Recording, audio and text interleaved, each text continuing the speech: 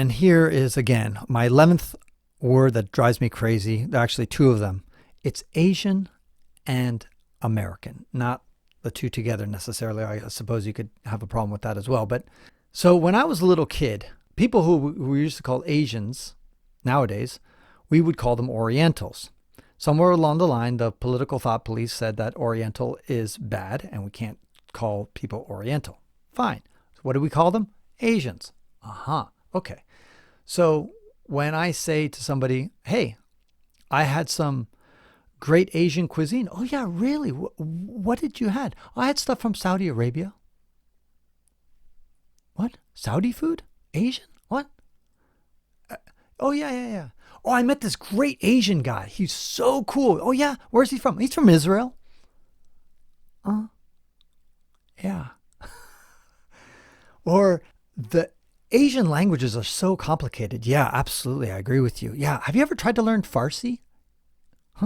Farsi, like the language in Iran? But then they're not Asian. Oh, yeah. Where are they? Are they in Europe? Are they in Africa? What continent are they on? Oh, they're in Asia. What about Uzbekistan? That's Asian too.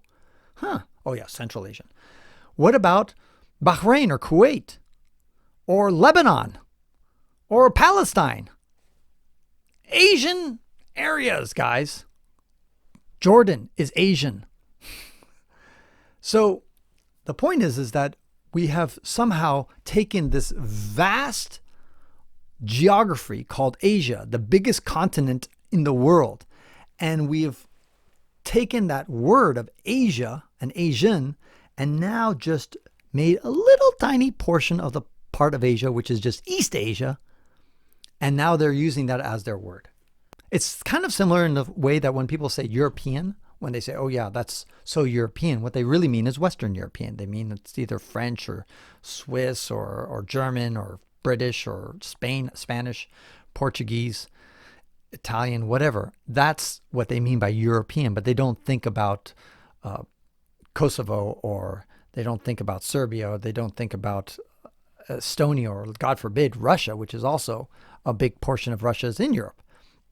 So that's a bungled word, but luckily, usually when people say European, it is fairly broad. But Asian, not at all. It's just East Asian when we use the term Asian, and that brings me to the other word, American, which I think Americans should be called Yankees because we don't have a word to describe all the Americas. People from Brazil should be called Americans. People from Panama are Americans. People from Chile are Americans.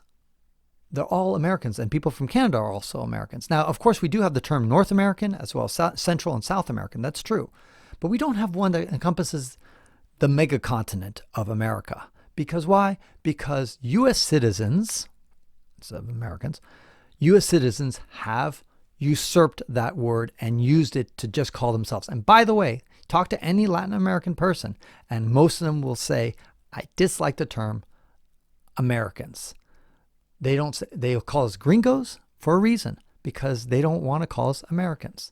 They'll call us estadounidense, which is, somebody from the United States, a citizen of the United States. I don't like the term Americans or America because it is a very broad term that the United States has taken over. So I think it's better to call the people of America or anything that's American that we use Americans say, that's Yankee food. The hamburger is Yankee food.